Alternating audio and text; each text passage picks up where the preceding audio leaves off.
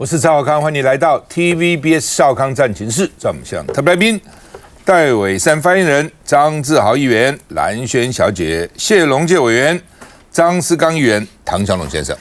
好，那关税哦，川普真是打这个关税大战哈。这个他一直认为我会赢哦。那他的发言人说呢，他只是要求平等，你给我多少关税，我就给你多少关税哦。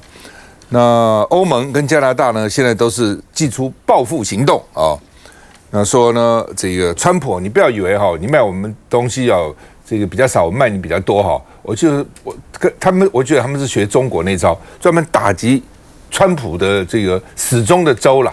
哦，这些州也许人不是很多，但是呢，农产或是某些产品对他们非常重要。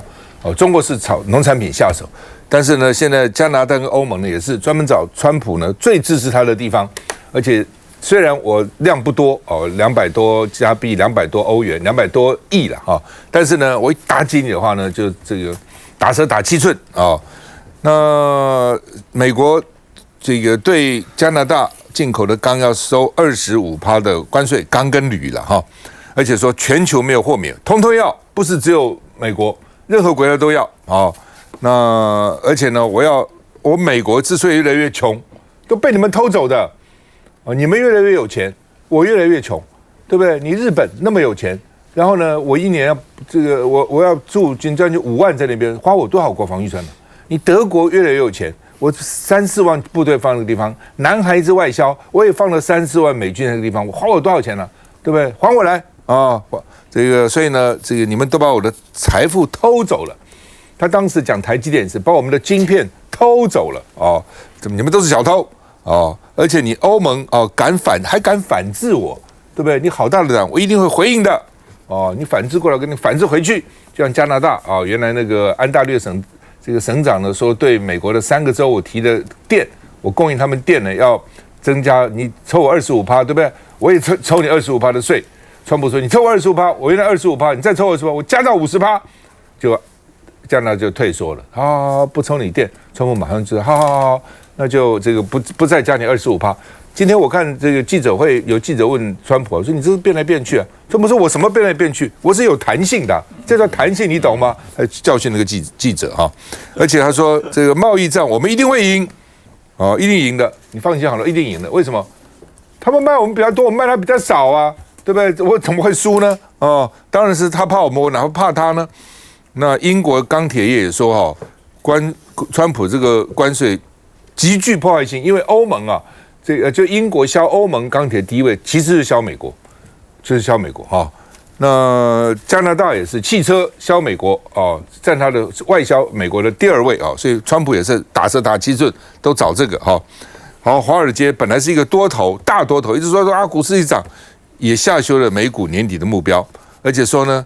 这个关税这样不稳定哈，比经济衰退还可怕。因为做生意人最重要就是稳定，哦，你变来变去，他们就不知道怎么办了哈。我们看一下，美国总统川普面临贸易战升级的挑战，而关税几乎是每小时都可能有变化。在川普对所有进口美国的钢铁和铝制品开征25%的关税后，加拿大和欧盟也宣布相应的报复措施。Tariffs are taxes. They are bad for business and worse for consumers. We're hitting back.Against these unjustified U.S. tariffs. And there are no winners in a trade war. 台湾时间中午12点起，加拿大实施等值关税，涵盖207亿美元的美国商品。欧盟也展开反击，将分2阶段对280亿美元以及190亿美元的美国商品征收关税。台湾、日本、南韩、澳洲及中国没有立刻进行报复，巴西将协商替代方案，墨西哥则要等到4月2号美国对等关税上路后再做决定。If you put more tariffs on the EU, will you respond to their retaliation? Of course I'm going to respond. The EU was set up in order to take advantage of the United States. There's been a lot of on and off, some inconsistency. There's no inconsistency. I have the right to adjust. It's called flexibility. It's not called inconsistency. It's called flexibility. 在圣派翠克节前夕，爱尔兰总理马丁依照惯例到白宫访问，川普当面指控爱尔兰抢走美国的制药业及本来应该交给美国财政部的税收。Because Ireland was very smart. They took our pharmaceutical companies away from presidents that didn't know what they were doing. America is going to take back a lot of what was stolen from it by other countries. 美股终于一反连续2天大跌态势，道琼工业指数收跌0.2%，标普500上涨近0.5%，纳斯达克则跳升1.2%。那香龙怎么看？欧盟现在在做的第一阶段，只是把2018年跟2020年在川普1.0的时候就已经拿关税当武器。他早就准备好了啦。对，然后所以在2018年跟2020年，在当时的欧盟就曾经为了反制川普而拟定了一些反击策略，所以它的第一阶段的80亿，相当于80亿欧元的关税的反制措施，其实是把2018年跟2020年对付美国的再拿出来用一次。那第二阶段的呢，大概要等到4月中旬之后，那个大概180亿欧元呢才会呢重新启动，换算成美元呢大概就是290亿左右。那欧盟本身的反击的策略，基本上面只是以牙还牙，以眼还眼。现在世界各国呢，普遍呢大概都是采取这样的态度，就是因为大部分都是因为对美国的出口多，从美国的进口少，所以呢，美国呢会采取比较呢普遍性的对等关税，全面性的呢对它的贸易对象呢进行攻击，而它的贸易对象除了少部分呢对美国来讲呢，享有贸易逆差的，如果是跟美国是逆差的国家来讲，当然筹码就比较高。譬如说巴西，美国就不会去动巴西。可是像是欧盟、台湾、韩国、日本或者中国大陆，这些都是对美国享有呢相当的顺差的，那就会成为美国简单的用关税简单粗暴的报复的对象。那还击的方式呢，大部分都针对性的，挑你的痛点打，不会是全面。所以大部分呢都是挑农产品，因为农产品特别脆弱。第二个，挑你川普的支持的主要的对象，让你的金主呢去跟你哭爹喊娘的叫。可是呢，这些呢都是最简单的，从一个出口贸易的角度来讲，那所进行的报复措施。我觉得世界各国终究呢会回头去看中国最近在做的事情。中国在做的事情，譬如说昨天的媒体的提到，中国的商务部呢把 Walmart 呢找来办公室，警告 Walmart， 今天你所有对中国的采购，你不准杀价，你不可以呢对中国要求中国的制造商去吸收你 Walmart 因为关税增加，把这20%的关税呢转嫁，要求呢中国的制造商要把呢这些呢增加的成本吞回去。所以呢，中国就用源头管理的方式警告Walmart， 你如果敢对呢中国的出口商的杀价，那我就给你好看。Walmart 承受到压力之后呢，这个就会对美国市场产生很大的影响。所以呢，中国呢做了一件呢，我倒是觉得很特别的事情，因为过去所有的贸易战，所有的关税战都是做所谓的进口管理，就是你进来的我就课高关税，川普是最简单的方式，你进口品我就能课高关税。但是中国呢是针对呢出口品呢做警告，做出口品做警告的话呢，就会呢迫使所有美国从中国进口或者美国从其他国家的进口品的关键的进口品，你必须要源头转嫁到你的消费者身上。如果真的能够发生效果，尤其像 Walmart 的这种在美国遍布的到处都是，因为一般人不太能够，如果你没有在美国生活过，你不知道 Walmart 对美国一般人来讲有多么重要。特别是在一些呢非大都会的这些呢小城镇来讲，没有Walmart的就不用过日子了。每个周末到Walmart呢是每个家庭必须要做的事情，所有的采买呢都在里面进行。Walmart价格如果动，美国的物价呢就会压不住。所以呢，现在呢欧洲所做的呢只是呢基本的报复措施而已。如果呢能够把所有对于出口品都能够呢限制呢美国的进口商不得呢转嫁，不得做源头转嫁，而是到消费端进行转嫁，对消费者造成很大的压迫性的时候，那个时候才是川普真正失败的时候。至于美国的政府，因为川普的那套的解释的方式，一般人不会懂。美国呢美国现在的人均所得是大概8万美元。如果他真的长时间是被人家偷了，长时间是被欺负了，被占便宜了，美国就没有办法解释为什么今天在过去呢20-30年的时间里面，所有美国的盟友都越来越穷，而美国的人均所得越来越高。川普在鬼扯。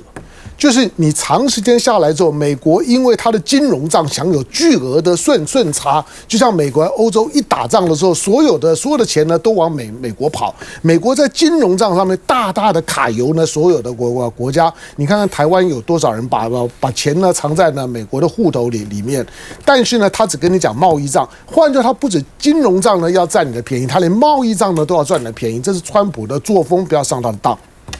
好吧，这个他现在叮嘱日本说日本的对美国的米抽700%的关税，那日本的首相说呢，好吧，我们会好好的沟通那另外呢，这个民调企业跟民众对川普都不满那这个唯一满意的是移民政策满意人比不满意多，其他呢不管是什么贸易啦关税，最不满意的关税。最不满意的关税，不满意比满意多很多那这是 CNN 的民调那路透的民调也是说57%的人是不满意川普的政策的那70%认为呢关税会让生活成本提高，因为第一个，如果厂商能吸收就吸收，不能吸收只有转嫁。但是通常这种吸收的东西就是什么农产品啊，什么这种什么低阶的其实能吸收的其实是有限的基本上就是反应嘛。反应的话，你消费者要多花钱说美国2次大战之后80年建构的国际架构呢，川普50天就把你干掉了就像有几代人好不容易累积的财富，那个败家子一时之间赌博就给你赌光了而且川普也讲说我就是继续赌，我就继续，他自己讲因为他开过赌场，赌场就是说我怎么继续压，压到最后呢看怎样那这个央行总裁说呢，川普政策造成不确定性的恐慌在上升所以呢，的确是这样，就大家不确定不确定到底会怎样。我们休息一下再回来。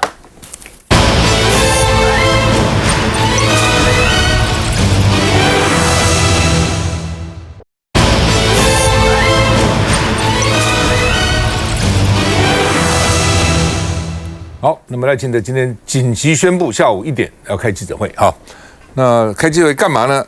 本来以为说要怎么挽救台积电啊等等不是现在开始是转移台积电出走的这个大家的焦点，大家的危机感大家害怕忧虑说台湾因为这个匪谍太多了然后呢，就军队里面很多军人呢这个被吸收所以呢要恢复军事审判。他当然讲了很多点，但是恢复军事审判是被当成今天的这个报道的重点当年呢，这个洪仲秋案记得吗？什么号称了25万人上街头，废除军事。然后呢，当时诉求之一就要废除军事审判。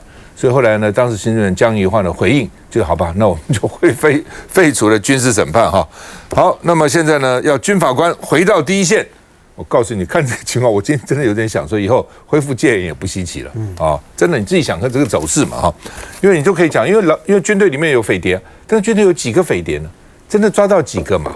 而且基本上大概都是低阶的，真的那种高阶的这个负有这个很重大军事任务的，其实到现在没看到，要不然就退役的，退役有，然后退役的呢，用他长官部属的关系呢，来这个勾引一些现役的是有的，但是有多少？对我们整体国军来讲，其实极少数抓这个理由就要恢复军事审判到时候你们都军人都给我小心，都跟判军法那其实。赖清德有没有搞错？老共对我们当然是有威胁的。现在对台湾最大威胁是谁？是谁？你知道吗？川普现在对台湾最大威胁是川普台积电被搞走了，这个影响才大呢，对不对？台积电原来是护国神山嘛，一夫当关，万夫莫敌是细盾现在护国神山也没有了，细盾也没有了。这个怎么办？这才重要所以现在老共的搞几个什么军事低阶人员，那个当然是有威胁，但是威胁有那么大吗？对台湾真的整体威胁最大的当然是川普嘛。那现在呢？他说要防止老共统战渗透，有8个策略了那第一个，大陆要小心第二个，你们这些中央公职人员呢，什么立委等等，还有里长等等要小心第三个，交流也有风险，要小心另外呢，这个大陆人到台湾来要小心哦，然后呢要小心中国借着文化来这个影响我们哦，反正就搞了8点了哈。那另外呢，这个赖清德说呢，说主要是国家认同被威胁到了哦，所以呢也提出2个策略哦，然后呢这个什么这个我们台湾人要申请什么大陆的护照啦、身份证啦、定居证、居住证哦，都要给我好好查。可能有人去申请居住证啊，为了方便啊，什么开银行户头啊、搭高铁啊等等。有台湾人脑筋坏掉，就是大陆的护照吗？台湾护照多好用啊！搞大陆护照在国际上真的限制很多了哈，签证也很困难哦。而且听说有些人到了美国去给你搞到小房间里拷问4个小时哦。那另外呢，就是大陆人跟港澳人规划来的也要小心。哦，他们来台湾如果发表对我们不利的话呢，要么取消哦他们的居留权哦。那另外呢，这个美国最近这个美国陆军战争学院有一个兵推了啊，说老共如果来美军要怎么样？红的军人太多，就老共人太多，所以他们在旁边先观望哦，没有立刻投入哦。那搞什么鬼啊？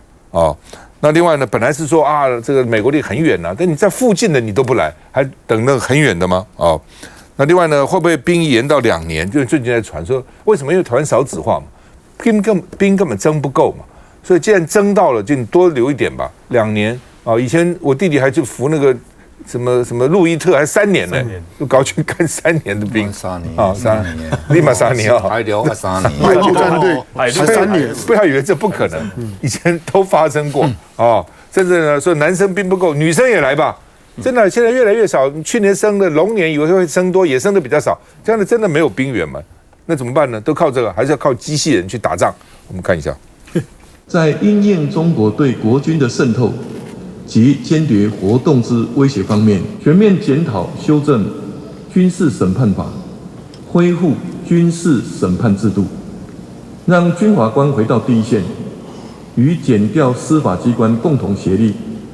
处理现役军人涉犯叛乱、立敌、泄密、废弛职务、抗命等军事犯罪之刑事案件。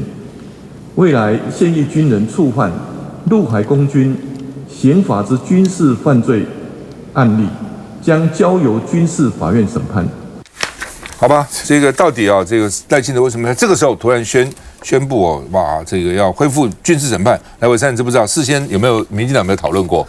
应该是说这个当然在这个会议上都有讨论，但以我的成绩当然是没有介入讨论的。不过这一次这个军法这个要恢复，军法审判恢复，最主要的是跟以前当时在这个白衫军不同的地方，是因为当时在做这个洪仲丘那个抗议的时候，在讲的是军法是使用在这个军纪管理上面，其实不应该这样做，这个部分应该要回归民法。而这次在强调的军法的重点，而是对于敌人的渗透，敌人对于台湾境内的各种不对的事情哦，我们要进行刑法的这样的一个处理。那目前刑法确实在这个外患罪上有非常的明确的定义出敌方是谁，那当然就是中国还有港澳。那因为港澳现在都是回归中国了，所以这就算是中国的一部分。那也就是这些地方，如果说有一些这个人民啊，或者是有一些这个相关的党政军，如果对中国可能对于这个台湾的军人可能有进行一些包含那个叛乱啊、泄密或是抗命这样一些这样的一个指示的话，那如果台湾的军人也做了相关的事情，那就由军法来进行审判。那第一，这样的速度会比较快。那最重点还是要维护台湾的安全因为我们现在看到也有很多的这个外国也是都在质疑台湾的军队里面，似乎有一些退役的少将可能跟中国都有些互动，而退役的少将也有可能会间接的影响到正在服役的这些军官。所以这个法律体系把它确认好之后，那确实在未来在管理上面，对于国家安全的层次来说，我相信会有很明确的改善。而这个事情，这个记者会开下去之后，我目前看到基层是对于这样的行为是一片叫好，因为最重要的是台湾现在确实面对的敌人就是中国大家不要笑，我相信现在我们在基层我们看到的就是国民党跟共产党正在唱和有吗？当然是有啊。哪个地方在唱和？请问一下，你们的这个总召到了香港，到底去做了什么？见了谁？为什么不说明？为什么不报备呢？民进党不是要称香港吗？我们当然称香港啊，但是香港里面有一些中国的一些势力在建国啊。陆委会请副总召不要对外讲，我们要去协调，后来是林佳龙把他爆出来，不是安呢？对啊，而且他们出国，我跟你更正他们去香港，陆委会事先知道啊。好不好？来，对，龙介兄，我不知道讲伟山跟他讲叫我听了，我嘛真艰苦。我讲少年人的，如果97年回归以后，那香港就变我们的敌人。2019年，你不是说我们都是香港人吗？这是法律明定的，委员，你今天是立法委员，你如果不认同，你可以马上去修改法律。国民党跟民众党现在就是蔡英文告诉我们说，我们都是香港人嘛。今日香港，委员，那你觉得中国是敌对的国家吗？你回答我这个问题，中国是不是敌对的国家？伤害台湾的人都是我们敌对的敌人。那中国有没有伤害台湾？拿美国的钱在台湾办事，还在国防委员会把资料写出去。但是我要郑重的说明，美国没有要颠覆台湾，内部的敌人，哎，怎么没？中国想要统一台湾，你没有听马斯克跟川普讲，花了这么多钱到处去颠覆人家，还给人家搞颜色革命，那美国付出了这么多代价，所以刚刚在提那个案子，就是说，美国川普现在的做法对于川普的美国是正确的，不是就是郑南军为什么现在对国民党他这个已经当成武器，然后他重点在背后，我关税，所以他说我是有弹性的，他背后就是要重整供应链，创造就业机会，他也是政治考量嘛，所以整个这是一个手段，关税本来就是一个手段，结果我们变成零元购了。人家只是跟你讲一下，台湾偷走我们的晶片，都还没跟你谈条件，你就整个靠过去了。所以他再补一句夸你，哎呀，但是我不怪他们啦。这是策略，但是显然赖总统脚步没有跟上。就对于现在，然后你不断在内斗，你对国际形势这么险峻。